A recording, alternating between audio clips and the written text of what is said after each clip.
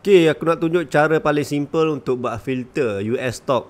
Okay, cara paling simple untuk buat US stock dekat apps M Plus Global. Okay, so kau tengok hari ni market pun semua menarik-menarik.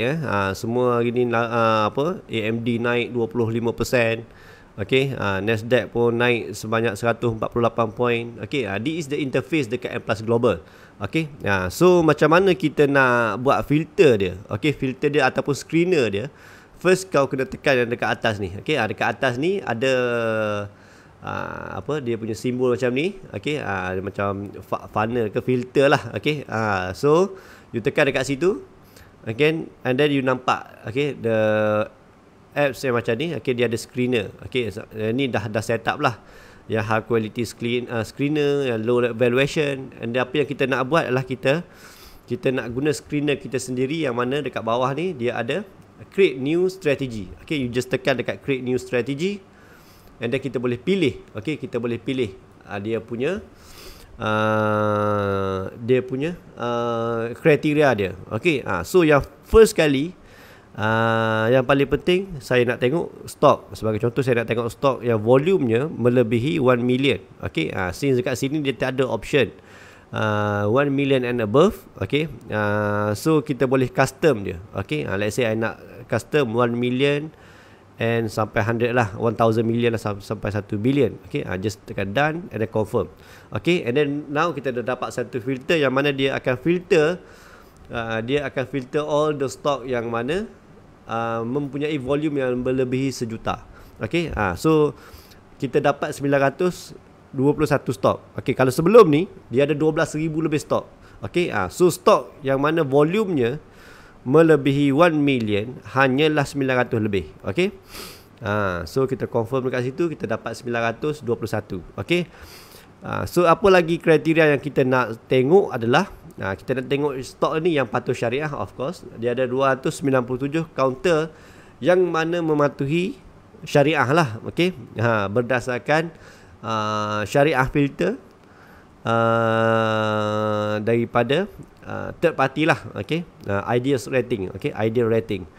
Alright, so kita ada stok daripada US. Kita dah tengok stok volume dia macam tu. Kita nak tengok market cap yang melebihi. Of course, saya lebih suka stok yang melebihi 1 billion and above. Okay, 1 billion and above. Okay, so confirm kita dapat 238 stok. Okay, and then one more, I nak tengok RSI melebihi 50% sebab I nak cari stok yang bullish. Okay, now I dapat 165 stok yang mana dah memenuhi saya punya kriteria. Okay, somehow kalau you nak tengok stok tu yang ada profitability, yang ada keuntungan lah, you tak nak trade stok yang rugi. Okay, apa yang you buat, you pilih lah dekat EPS ni berapa nak pilih. Okay, ataupun nak cari yang dividen dia tinggi.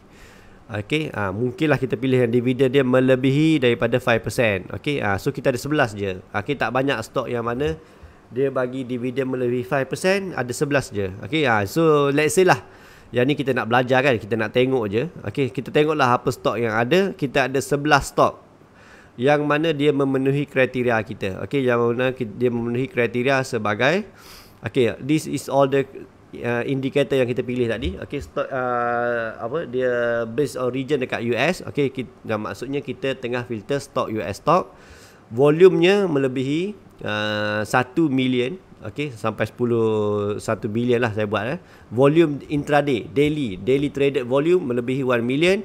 And then saya pilih syariah stock, market cap dia melebihi 1 billion.